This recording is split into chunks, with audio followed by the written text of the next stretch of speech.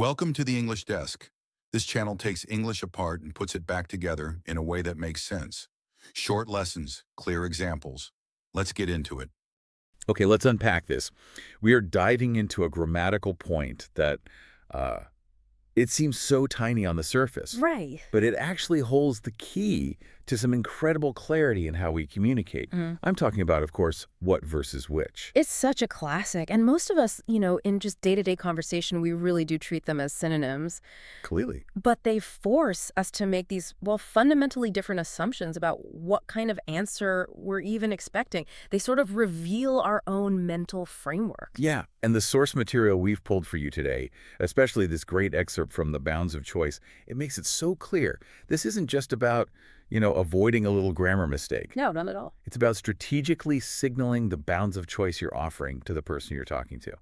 And that's really our mission here for you. We want to cut through all the dense academic definitions and just give you a clean, really effective shortcut. A linguistic aha Yeah. moment. Exactly. By the end of this, you'll be able to just instantly hear when you're inviting this wide open field of possibilities and when you're actually asking for a choice from a very defined set. Let's jump right into that core concept then, because it all seems to hinge on this one single idea. It really does. The whole distinction is built around how much choice the speaker assumes is available. That assumption is the absolute core of it. So let's start with what. When we use what, we're basically signaling that the options are completely open, or at least unknown to us. Yeah, you as the speaker are placing no limit, no explicit limit anyway, on the range of possible answers. This source gives that perfect example. What book are you reading? Right. By using what there, you're implying the possibilities are just, virtually infinite. It could be a novel, a textbook, a biography, anything. You've opened the field. You've opened the field completely. Okay, but here's where I always got a little stuck. Yeah. If I ask my friend, what sandwich do you want? I obviously know they're not going to say a sandwich made of stardust. There are always some limits, right? So how is that truly open?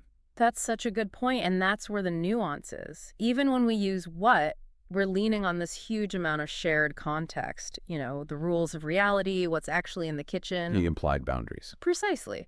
But linguistically, the word what forces the listener to rely on those unstated boundaries. The question itself doesn't provide them. Ah, I see. So the word what doesn't carry the limiting information.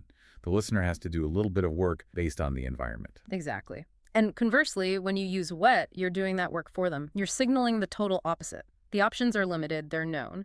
The choice comes from a defined set. And the contrasting example from the source is just so clean.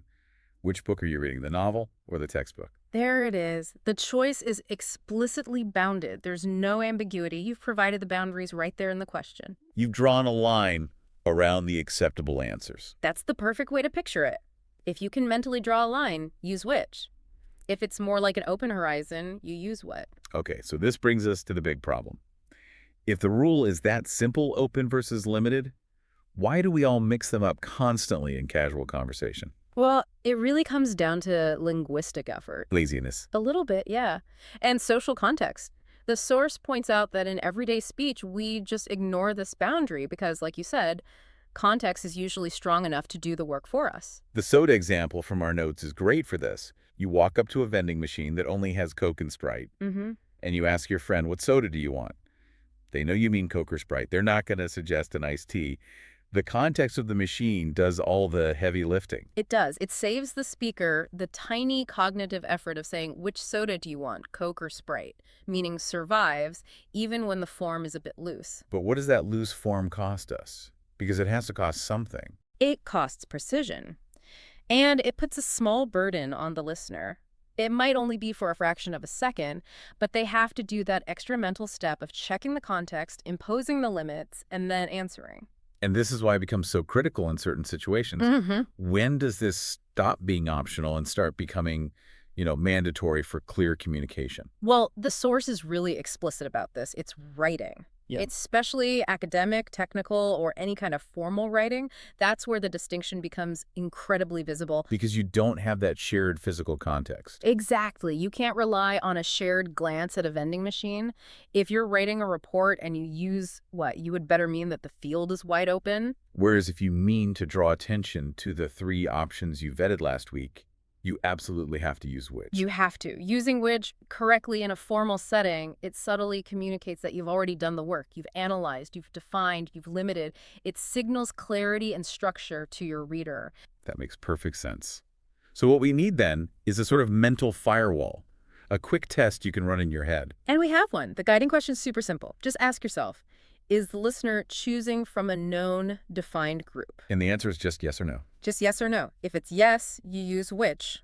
If it's no, you know you're inviting ideas from the whole wide world, you use what? Let's apply that right now to something like academic subjects. Perfect. If I ask a first-year student, what subjects interest you? I'm assuming they're exploring everything from art history to biochemistry. No known group. So you use what? Right. But now, say that student is filling out their registration, and they have to pick 2 electives from a list of 5 options in the handbook. Now there's a defined set. There's a defined set, so you'd ask, which subjects did you select? The preset list is the boundary, even if I don't say the list out loud. Okay, let's push this into more of a strategic space, because this is where it gets really useful for you, our listener. How does this choice between what and which change the actual tone of, say, a business meeting? This is my favorite application of the rule. The contrast between brainstorming and execution is probably the best example. Okay, so imagine there's a big operational problem at work. The team is just starting to try and figure it out. Right, the early stages. A good manager would probably ask, what solution do you suggest? Yes. By using what, they are signaling we are in the idea phase. They're inviting brand new ideas, unlimited suggestions. It's an open, creative tone. But if that meeting drags on, and 3 hours later, the leader asks that same question, then they might be accidentally keeping the brainstorming going when what they really need to do is narrow things down. right, and that's when the shift to which becomes a strategic move. It's a pivot. Once the team has, say, vetted 4 concrete proposals, and those are on the table for a vote, the question has to change. It becomes, which solution should we implement? Exactly. By switching to which, you are subtly telling your team, okay, brainstorming is over. Time for selection is now. You're forcing a choice from that known, pre-vetted group. The word itself signals a shift in the process. And this must apply in research context, too. Oh, absolutely. A funding body might ask a researcher, what criteria did you use to select your sample?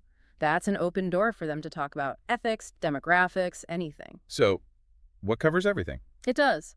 But if that proposal already cited 3 specific, well-known sampling methods, A, B, and C, the funder would be much more precise to ask, which of these criteria was most critical, method A or method B? It just cuts right to the chase. No wasted time. None. And you see it in daily life, too. Ordering food. If your friend opens their fridge and it's just full of a million condiments, they might genuinely ask, what sauce do you want? They're inviting you to name anything, however obscure.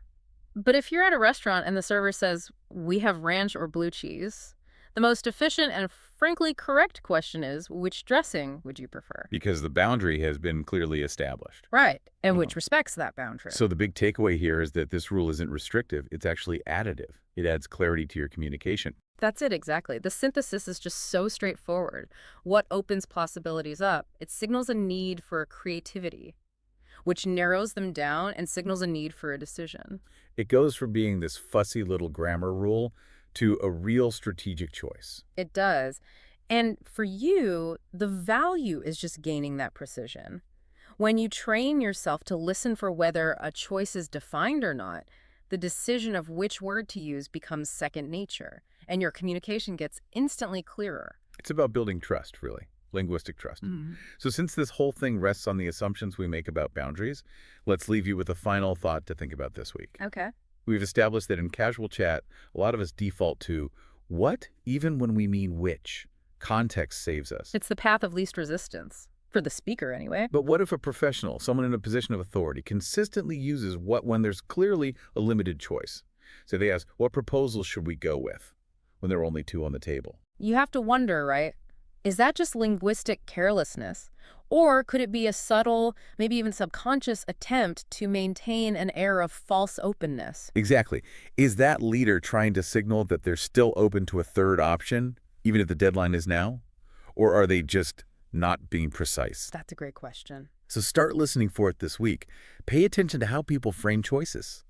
Are they genuinely inviting the universe of possibilities, or are they just not being precise enough to say which? You might be surprised what you hear. Thank you for watching. If you want more lessons like this, stay with the English Desk. Don't forget to like, share, and subscribe to our channel for more English educational sessions.